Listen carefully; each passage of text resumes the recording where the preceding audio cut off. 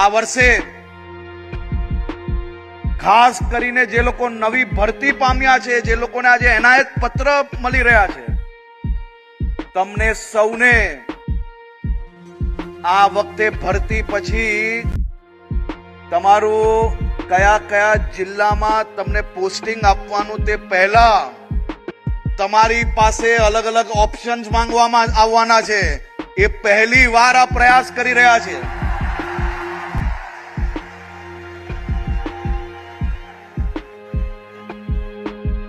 અમારો પ્રયાસ રહેશે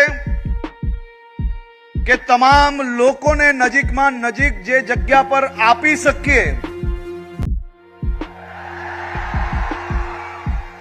એના અલગ અલગ નિયમો બનાવ્યા છે. નિયમો બી બધા જ લોકોને ટ્રાન્સપરન્ટ રીતે તમામ લોકોને તમામ માહિતીઓ સચોટ રીતે મળે તેવો પ્રયાસ કરી રહ્યા છે.